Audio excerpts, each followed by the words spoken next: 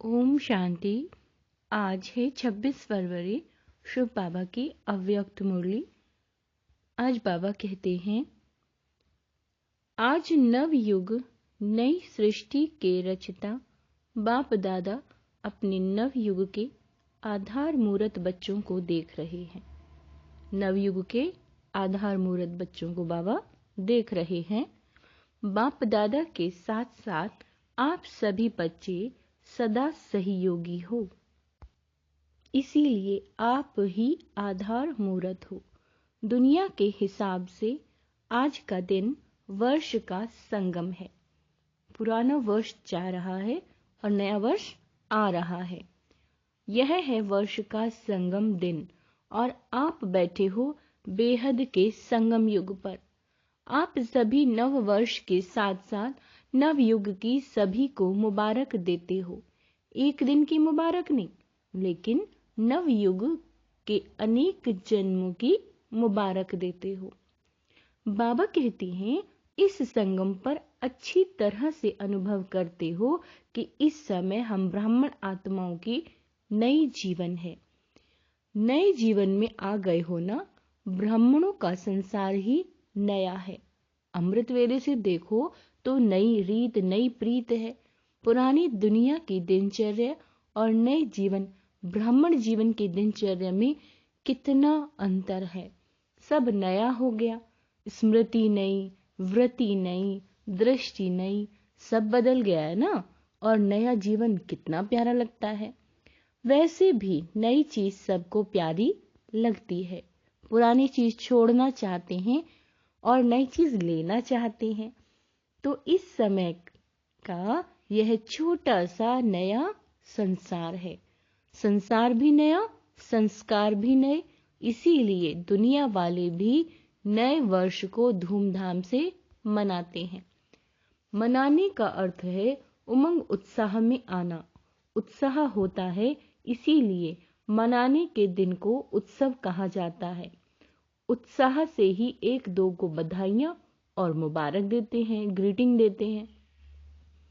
बाबा कहते हैं, आप ब्राह्मण आत्माओं के लिए हर दिन उत्सव है। सदा उत्सव अर्थात उमंग उत्साह में रहते हो। यह उमंग उत्साह ही ब्राह्मण जीवन है। दुनिया की रीति प्रमाण विशेष दिन को मनाते हो। आज मनाने के लिए इकट्ठा हुए हो ना। लेकिन आपका नवयुग नए जीवन का उमंग उत्साह सदा ही है। ऐसे नहीं कि 2 तारीख हो जाएगी तो उमंग उत्साह खल्लास हो जाएगा, है ना। बाबा कहते 1 मास हो गया तो और खत्म हो जाएगा। हर दिन उमंग उत्साह बढ़ता जाता है। आज बाबा हमें उमंग उत्साह के बारे में कह रहे हैं कि नया साल आ गया, 1 दिन हो गया, 1 महीना हो गया तो हमारा उत्साह भी कम हो जाए। नहीं, हर दिन उमंग उत्साह बढ़ता जाता है, कम नहीं होता। ऐसे है ना कि अपने अपने स्थान पे जाएंगे तो उत्साह खत्म हो जाएगा। बाबा पूछ रहे हैं, हर घड़ी उमंग उत्साह की है। क्यों? क्योंकि उमंग उत्साह ही आप ब्राह्मणों की उड़ती कला के पंख है। इस उमंग उत्साह के पंखों से सदा उड़ते रहते हो। अगर कार्य अर्थ कर्म में भी आते हो, फिर भी उड़ती कला की स्थिति से कर्म योगी बन कर्म में आते हो। तो उड़ती कला वाले हो ना, तो बिना पंखों के तो उड़ नहीं सकते। यह उमंग उत्साह उड़ती कला के पंख सदा साथ है। यह उमंग उत्साह आप ब्राह्मणों के लिए बड़ी से बड़ी शक्ति है। निरस जीवन नहीं। दुनिया वाले तो कहेंगे कि क्या करे, रस नहीं है, निरस है, बेरस है। और आप क्या कहेंगे? उमंग उत्साह का रस है ही है। कभी दिल शिकस्त नहीं हो सकती, है ना। कोई भी परिस्थिति आए, कुछ भी हो जाए, क्या नहीं हो सकते हम आत्माएं, ब्राह्मण आत्माएं? बाबा कहते हैं दिल शिकस्त नहीं हो सकते। सदा दिल खुश। कैसी भी मुश्किल बात हो, कैसी भी मुश्किल बात हो, लेकिन उमंग उत्साह मुश्किल को सहज कर देता है। उत्साह तूफान को भी तोहफा बना देता। अंडरलाइन क्या कहा बाबा ने? जो उत्साह होता है ना आत्मा में, वो तूफान को भी तोहफा बना देता है। पहाड़ को भी राई नहीं, रुई बना देता है। उत्साह किसी भी परीक्षा व समस्या को मनोरंजन अनुभव कराता है। इसीलिए उमंग उत्साह में रहने वाले नव युग के आधार मूर्त, नव जीवन बनाने वाले ब्राह्मण आत्माएं हो। अपने को जानते हो, मानते भी हो, या सिर्फ बाबा कहते जानते ही जानते हो? क्या कहेंगे? जानते भी हैं और मानते भी हैं और उसी में चलते भी हैं। सदा ये उत्साह रहता है कि कल्प पहले हम ही थे, अब भी हैं और अनेक बार हम ही बनेंगे। तो अविनाशी उत्साह हो गया ना, है तो बाबा कहते हैं और सदा रहेंगे। तीनों कालों का हो गया उत्साह, पास्ट, प्रेजेंट और फ्यूचर, 3 काल हो गए ना, तो अविनाशी हो गया। बाप दादा देख रहे थे कि अविनाशी उमंग उत्साह में रहने वाली आत्माएं नंबर वार हैं या नंबर 1 हैं। जब है ही निश्चय बुद्धि, तो विजयी तो जरूर नंबर 1 होंगे ना, नंबर वार थोड़े होंगे। तो सदा नव जीवन के इस उत्साह में उड़ते चलो। क्यों? क्योंकि आप आधार मूर्त हो, सिर्फ अपने जीवन के लिए आधार नहीं हो। क्या कहा बाबा ने? सिर्फ अपने जीवन के लिए आधार नहीं हो, लेकिन विश्व की जितनी भी आत्माएं हैं उन सभी के लिए आप आधार मूर्त हो। आपकी श्रेष्ठ वृत्ति से, यानी आपकी श्रेष्ठ सोच से विश्व का परिवर्तन हो रहा है। अंडरलाइन। क्या कहा बाबा ने? कि आपकी जो श्रेष्ठ वृत्ति है उससे विश्व के वातावरण परिवर्तन हो रहा है। आपकी पवित्र दृष्टि से विश्व की आत्माएं और प्रकृति दोनों पवित्र बन रही हैं। आपकी दृष्टि से सृष्टि बदल रही है। आपके श्रेष्ठ कर्म से श्रेष्ठाचारी दुनिया बन रही है। तो कितनी जिम्मेवारी है, विश्व की जिम्मेवारी का ताज पहना हुआ है कि कभी भारी लगता है तो उतार देते हो। जो डबल लाइट रहते हैं उनको ये जिम्मेवारी का ताज भी सदा लाइट यानी हल्का अनुभव होगा, भारी नहीं लगेगा। इस समय के ताजधारी भविष्य के ताजधारी बनते हैं। तो नए वर्ष में क्या करेंगे? बाबा पूछ रहे हैं। अव्यक्त वर्ष भी बनाया। अव्यक्त वर्ष अर्थात फरिश्ता बन गए कि बाबा पूछ रहे कि अभी बनना है। फरिश्ते क्या करते हैं? अव्यक्त का अर्थ ही है फरिश्ता। वर्ष पूरा किया तो फरिश्ते बने ना कि नहीं? अव्यक्त वर्ष अभी लंबा कर दें, 2 वर्ष का 1 वर्ष बना दे। बाबा बोल रहे हैं, पूछ रहे हैं अभी और बढ़ाना है? अव्यक्त वर्ष मनाया, अब फरिश्ता बनकर क्या करेंगे? सदा हर दिन हर समय महादानी और वरदानी बनना है। अंडरलाइन है ना, हर समय क्या बनना है? महादानी और वरदानी बनना है। और क्या कहा बाबा ने? उमंग उत्साह में भी रहना है, फरिश्ता बन के रहना है। तो यह वर्ष महादानी वरदानी वर्ष मनाओ।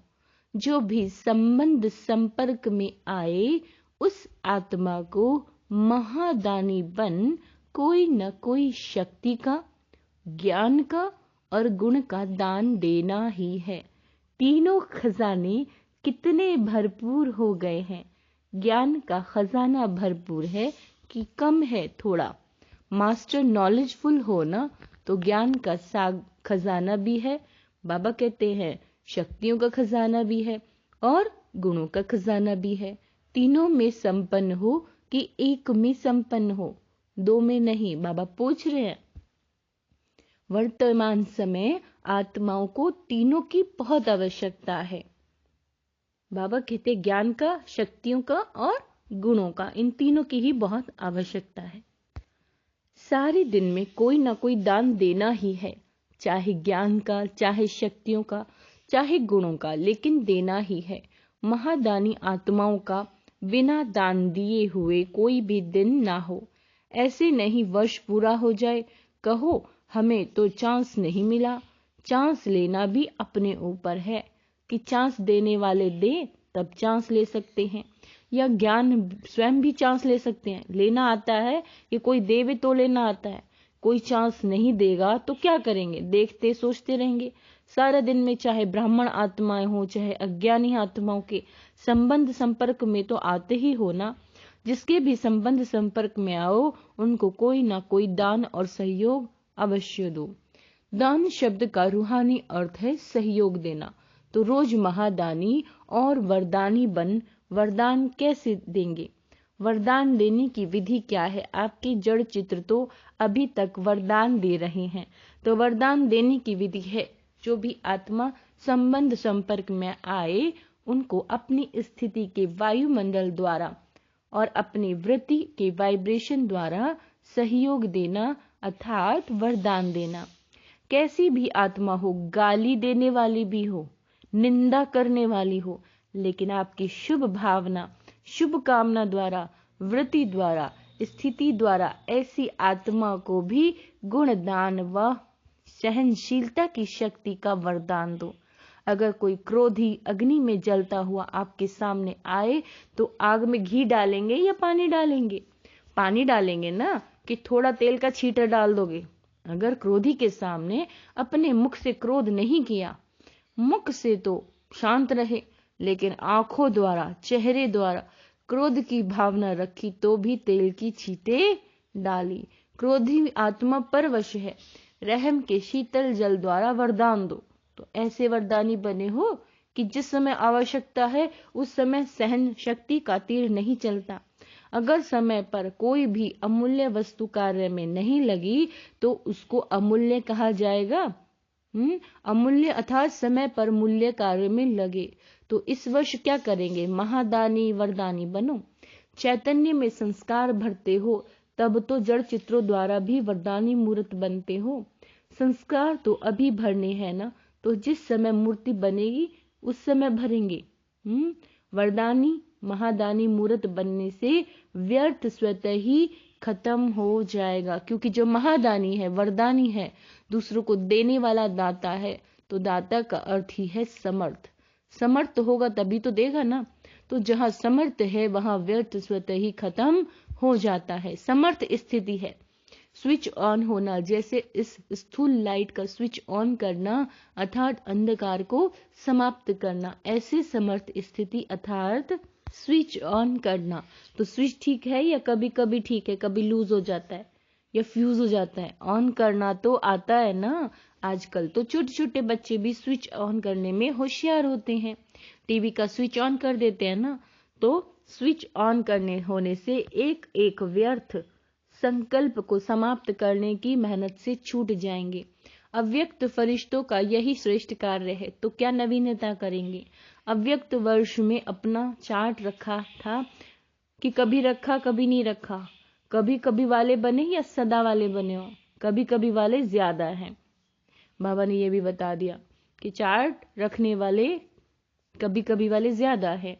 इस नए वर्ष में नया चार्ट रखना। क्या चार्ट रखेंगे? 4 सब्जेक्ट की तो बाबा कहते हैं अच्छी तरह से जानते हो। तो इस वर्ष का यही चार्ट रखना कि चारों ही सब्जेक्ट में, चाहे ज्ञान हो, चाहे योग हो, चाहे धारणा हो, चाहे सेवा है, हर सब्जेक्ट में हर रोज कोई ना कोई नवीनता लानी है। क्या कहा बाबा ने? कोई ना कोई नवीनता हर सब्जेक्ट में लानी है। ज्ञान का अर्थ है समझदार बनना। ज्ञान का अर्थ है समझदार बनना, समझ देना और समझदार बन चलना। ज्ञान में ही भी नवीनता का अर्थ है कि जो अपने में कमी है उसको धारण किया तो नवीनता हुई ना। ना से हाँ हुई तो नया हुआ ना। इसी रीति से योग के प्रयोग में हर रोज कोई ना कोई नया अनुभव करो। योग के प्रयोग में हर रोज कोई ना कोई नया अनुभव करो। योग में बहुत अच्छे बैठे, बहुत अच्छा योग लगा, लेकिन नवीनता क्या हुई? परसेंटेज बढ़ना भी नवीनता है। अगर आपकी परसेंटेज योग की 50% है और कल 50 से वृद्धि हो गई तो नवीनता हो गई। ऐसे नहीं कि एक ही मास में 50-50 लगाते जाओ। तो चारों ही सब्जेक्ट में स्वयं के प्रगति में नवीनता, विधि में नवीनता, प्रयोग में नवीनता, औरों को सहज योगी बनाने में और परसेंटेज बढ़ाना माना नवीनता। किसी को दुख दिया, किसी को क्रोध किया, ये तो कॉमन चार्ट है। देख लिया भी हमने, किसी को दुख तो नहीं दिया, किसी को है ना, हमने क्रोध तो नहीं किया। यह तो आपकी जो रॉयल प्रजा है वह भी रखती है। आप रॉयल प्रजा हो, युवा राजा हो, हैं? बाबा पूछ रहे हैं तो नवीनता से स्वतः ही तीव्र पुरुषार्थ के समीप की अनुभूति होती होगी। समझा क्या चार्ट रखना है, और हर 3 मास में रोज का नहीं, यहाँ भोजन काम बढ़ जाएगा। बाबा कहते हैं यहाँ भेजना और काम बढ़ जाएगा। इस वर्ष तो आपको इकोनॉमी भी करनी है। यह वर्ष विशेष इकोनॉमी का है, एक नामी और इकोनॉमी। ज्ञान सरोवर बना रहे हो तो सब में इकोनॉमी करना, सब खजानों में, समय में भी, संकल्प में भी, संपत्ति में भी, सब में इकोनॉमी। सोच समझ के खर्च करना है, संकल्प हो या संपत्ति। बाबा कह रहे हैं तो हर 3 मास का स्वयं ही साक्षी होकर चार्ट चेक करके शॉर्ट में अपना समाचार देना है। शॉर्ट में हर 3 मास में देखना है प्रगति है या जैसे है वैसे ही है। गिरती कला में तो जाना ही नहीं है, लेकिन ऐसा भी नहीं कि जैसे हैं वैसे ही रहो। पुरुषार्थ में मिड गेट नहीं बनना। मिड गेट अच्छा लगेगा, ऐसे नहीं कहना कि चाहते तो थे लेकिन क्या करें, क्या क्या नहीं करना है। ब्राह्मणों की ये भाषा नहीं है कि क्या करे, कैसे करे, ऐसे करे, वैसे करे, है ना। लेकिन दूसरों को भी सहयोग देंगे कि ऐसे करो। समझा क्या चार्ट रखना है। अब देखेंगे कौन कौन क्या करता है। बाबा कह रहे हैं देखो क्या कहा है बाबा ने, अब देखेंगे कौन कौन क्या करता है। ऐसे नहीं कहना क्या करें कैसे करें, है ना। दूसरों को भी ये बताओ ऐसे करो। बाप दादा स्नेह के कारण नाम अनाउंस नहीं करते, किसने क्या क्या किया जानते तो है ना। आजकल टीवी का फैशन है, बाप दादा के पास भी टीवी है। बाप दादा जानते हैं जो पिछले वर्ष काम किया वो किसने कितना किया। नाम अनाउंस करें, हाफ कास्ट कितने रहे, फुल कास्ट कितने रहे। तो इस वर्ष महादानी वरदानी मूर्त स्वयं प्रति भी और सर्व प्रति भी बनो। बाबा ने क्या कहा, महादानी और वरदानी बनना है। अपने प्रति भी वरदानी महादानी बनना है और दूसरे के प्रति भी। हर रोज कोई ना कोई नवीनता यानी प्रोग्रेस अवश्य करो। तो ये हुआ स्वयं के प्रति पुरुषार्थ। सेवा में क्या करेंगे, सेवा में भी नवीनता लानी है। मेले भी बहुत कर लिए, प्रदर्शनियां तो अनगिनत कर ली, सेमिनार कॉन्फ्रेंस भी बहुत की। अभी आवाज बुलंद करने के लिए माइक को तो तैयार करने ही है, लेकिन उसकी विधि क्या है। वैसे पहले भी सुनाया है लेकिन किया कम है। सेवा के रिजल्ट में देखा गया है कि बड़े निमित्त आत्माओं को समीप लाने के लिए, चाहे कोई नेता है, चाहे कोई बड़े इंडस्ट्रियलिस्ट है, चाहे कोई बड़े ऑफिसर है, लेकिन उन्हों को समीप लाने का साधन है उन्हों के सेक्रेटरी को अच्छी तरह से समीप लाओ। आप लोग बड़ों के ऊपर टाइम देते हो, वो अच्छा अच्छा करके फिर सो जाते हैं। उन्हों को फिर जगाने के लिए इतना टाइम तो मिलता नहीं, ना वो देते हैं ना आप जा सकते हो। इसीलिए सेक्रेटरी जो होते हैं वो बदलते भी नहीं हैं। बड़े तो सब बदल भी जाते हैं। आज एक मिनिस्टर की सेवा करते हो और कल वो प्रजा बन जाता है। सेक्रेटरी काफी सहयोगी बन सकते हैं। तो किसी भी वर्ग की सेवा में उस वर्ष विशेष सेक्रेटरी, मैनेजर्स या प्राइवेट असिस्टेंट जो भी शक्तिशाली हो, बड़ों के समीप हो, उन आत्माओं की सेवा विशेष करो। दूसरी बात, पहले भी इशारा किया था कि वर्तमान समय कम खर्च और नाम बाला। उसकी विधि है कि जो भी छोटी या बड़ी संस्थाएं हैं, एसोसिएशंस हैं, उन्हों से संबंध संपर्क रखो। बनी बनाई स्टेज पर नाम बाला करो। कम खर्च नाम बाला करते हो लेकिन और तीव्र गति से, ठीक है। हर देश में, हर गांव में, हर जिले में जो भी भिन्न भिन्न प्रकार के एसोसिएशंस हैं या बहुत वर्ग के कार्य करने वाले हैं, कॉन्फ्रेंस करने वाले हैं, सम्मेलन करते हैं, तो बनी बनाई स्टेज पर संदेश दो, तो समय और मेहनत दोनों बच जाएंगे। अभी इसको तीव्र गति में लाओ। चेक करो कि जिस देश के या जिस स्थान के निमित्त बने हैं उस स्थान की कोई भी संस्था वंचित नहीं रह जाए, क्योंकि वर्तमान समय वायुमंडल परिवर्तन हो गया है। अभी डर कम है, स्नेह ज्यादा है। अच्छा मानते हैं, अच्छा बनते नहीं हैं, लेकिन अच्छा मानते हैं। इसलिए इस 2 प्रकार की सेवा करो को और अंडरलाइन करो तो सहज माइक तैयार हो जाएंगे। नया वर्ष शुरू किया तो नया विधि और विधान भी चाहिए ना। इस नए वर्ष का अमृत वेले सदा ये स्लोगन इमर्ज करना कि सदा उमंग उत्साह में उड़ना है और दूसरों को भी उड़ाना है, बीच बीच में चेक करना है। ऐसे नहीं कि अमृत वेले चेक करो और सारा दिन मर्ज कर दो, फिर रात को सोचो कि आज का दिन तो ऐसे ही रहा। नहीं, बीच बीच में चेक करो, इमर्ज करो कि उमंग उत्साह के बजाय कोई और रास्ते पर तो नहीं चले गए, उड़ती कला के बजाय और किसी कला ने तो अपनी तरफ आकर्षित नहीं किया। अच्छा, चारों ओर के नव जीवन अनुभव करने वाले सब ब्राह्मण बच्चों को, सदा नव युग के आधार मूर्त श्रेष्ठ आत्माओं को, सदा संकल्प बोल कर्म द्वारा महादानी वरदानी आत्माओं को, सदा स्वयं की स्थिति द्वारा औरों की परिस्थिति को भी सहज बनाने वाले समर्थ आत्माओं को, सदा हर दिन स्वयं में प्रगति नवीनता अनुभव करने वाली समीप आत्माओं को, सदा इकोनॉमी और इकोनॉमीज करने वाले बाप समान समीप आत्माओं को बाप दादा का याद प्यार और नमस्ते। वरदान है, तन को आत्मा का मंदिर समझ उसे स्वच्छ बनाने वाले, तन को आत्मा का मंदिर समझ उसे स्वच्छ बनाने वाले नंबर 1 श्रेष्ठ ब्राह्मण आत्मा भव। हम ब्राह्मण आत्माएं सारे कल्प में नंबर 1 श्रेष्ठ आत्माएं हीरे तुल्य है। इस स्मृति से तन को आत्मा का मंदिर समझ के स्वच्छ रखना है। जितनी मूर्ति श्रेष्ठ होती है उतना ही मंदिर भी श्रेष्ठ होता है। तो इस शरीर रूपी मंदिर के हम ट्रस्टी हैं। यह ट्रस्टीपन आपे ही स्वच्छता व पवित्रता लाता है। इस विधि से तन की पवित्रता सदा रूहानी खुशबू का अनुभव कराती रहेगी। स्लोगन है, रूहानियत में रहने का व्रत लेना ही ज्ञानी तू आत्मा बनना है। रूहानियत का बाबा कहते हैं व्रत लेना ही ज्ञानी तू आत्मा बनना है। अव्यक्त इशारे हैं। अब मैदान पर प्रत्यक्ष होने का समय है। शूरवीर शक्ति रूप बन प्रत्यक्ष रूप में सामने आओ। जब इस रूप में प्रत्यक्ष होंगे तब बाप और बच्चों की प्रत्यक्षता होगी। जितना प्रत्यक्ष होंगे उतनी प्रत्यक्षता होगी। तो बाप को प्रख्यात करने के लिए प्रत्यक्ष होना पड़े। इसके लिए अपनी कमजोरियों को विदाई दो, तब सृष्टि के कल्याणकारी बन सकेंगे। अच्छा, ओम शांति।